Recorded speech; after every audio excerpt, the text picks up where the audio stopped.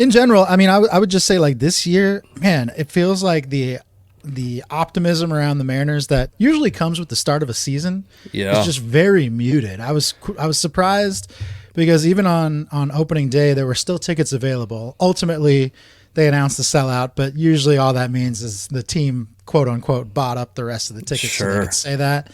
There was clearly some empty seats there on opening day. And then the weekend series, I mean, you're talking about a weekend series against the Boston Red Sox, which usually is very close to a sellout because you have a lot of Boston fans and obviously a lot of early season Mariner fans who are there. There just weren't that many people at these games Friday, Saturday, Sunday. So not that the Mariners don't deserve this lack of optimism from people the way that things have gone over the past few seasons. But it was just surprising to see because typically early in the year, the Mariners do a pretty good job drawing fans, especially against a team like Boston. Sure. So, yeah, and I want to say I heard like the average attendance was down like 18,000 or something like that compared to last year's first 3 games at home, and that was against Cleveland, if I recall correctly. Like, yeah, it's not looking great for the Mariners fan enthusiasm. And like you said, I mean, this offseason they've done themselves no favors, and I will say like I'm a little less sensitive to not spending money. That's not really the way that I think a good team is built, is just on, especially if you're not a team like the Dodgers or the Yankees who can just go out and spend indiscriminately. And I understand, I'm so sick of this fucking argument that it's not my money. Of course it's not my money, but there is a budget and I'd like to see the Mariners get the most they can out of that budget. And they've historically actually run relatively high payrolls.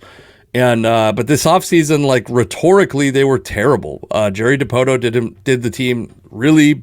He did a real disservice to the team with his 54% comments, and I think that resonated with fans more than just about anything that I've seen an owner say, or not an owner say, but an executive say. And maybe my whole life, I've never seen people respond so negatively to something that an executive says.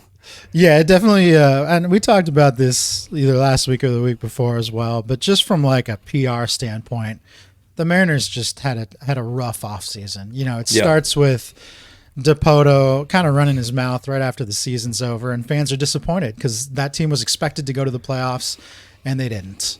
We talked about kind of the sequence of events that took place from there. I feel like they actually had a pretty okay offseason. Their initial signings up front were not great. Their initial acquisitions were pretty poor, but as the offseason wore on, things got better.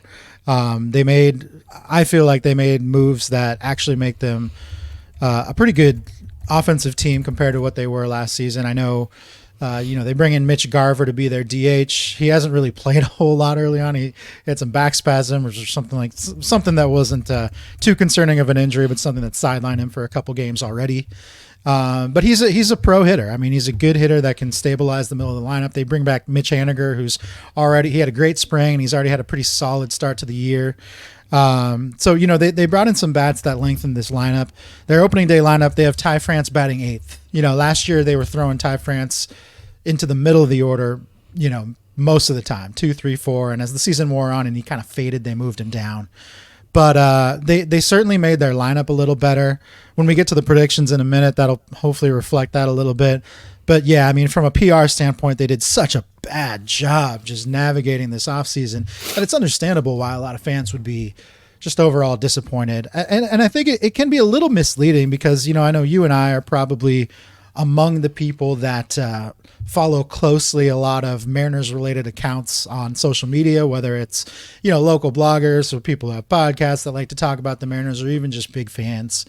And so, there is a segment of fans that will always find a way to put an optimistic spin on every single move the Mariners make. When the Mariners acquired Luis Arias, who I think is terrible and who has so far played terribly, there were people that were defending the move. Now, Luis Arias a few years ago was a huge prospect. He came up as a big prospect with the Padres. He had an okay season in Milwaukee. He kind of bounced over to Boston for a year, and now he's here.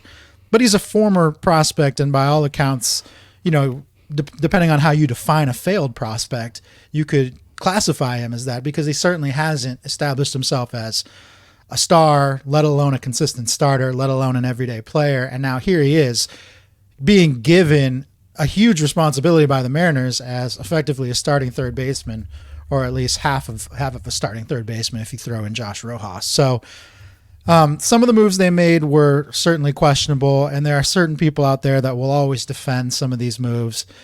But some of the other, it's like it always feels like they're kind of shuffling the deck with what they have here. You bring in a couple guys like Haniger and Mitch Garver that I do think make this team better. You also fail to address a need in third base, and that could ultimately be a problem, and so far has been. So, man, it's going to be an interesting season. But as of this moment, they're 3-2, so that's a little better than it is worse for sure. I want to defend the Urias trade for a minute because I think that I think you and I disagree on this, and I'm not someone who's historically like super optimistic about the Mariners. This dude is a year removed from 2 straight years of 2 Fangraphs wins above replacement seasons where he was 10% better than the average hitter. Like this dude is like he's certainly never reached the status as a prospect that some people thought he might reach. But so the dude they traded for him, Isaiah Campbell, it was interesting because he pitched against the Mariners he looked pretty good. I mean, he had a pretty good season last year, but like you watch the stuff and it's like, oh man, this guy's got like an interesting, that breaking ball that he throws is formidable.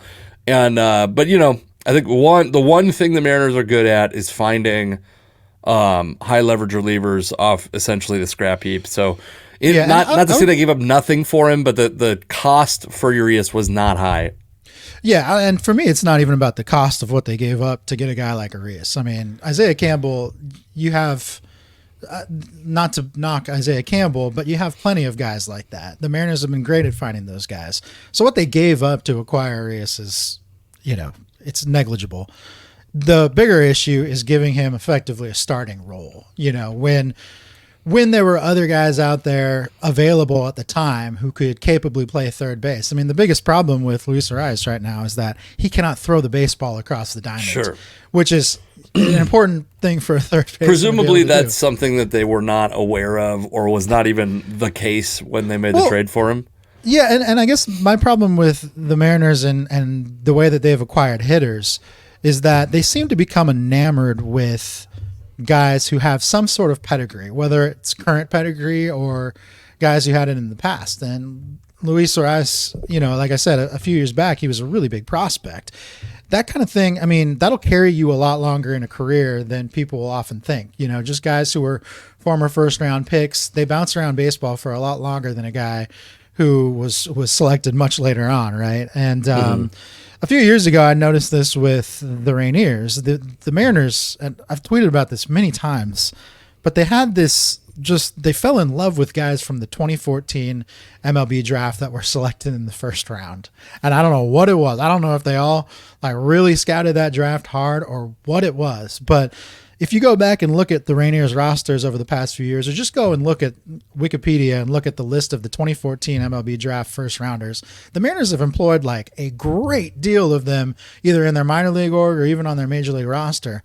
And it's just funny because like a lot of these guys never amounted to much, but they kept giving them opportunities much later in their careers than maybe they should have. And I'm not exactly sure what it is. They do a pretty good job scouting pitchers, but man, when it comes to scouting hitters, it's almost like they're just resting on what they remember about a guy from a few years ago. And that seems to be problematic at times.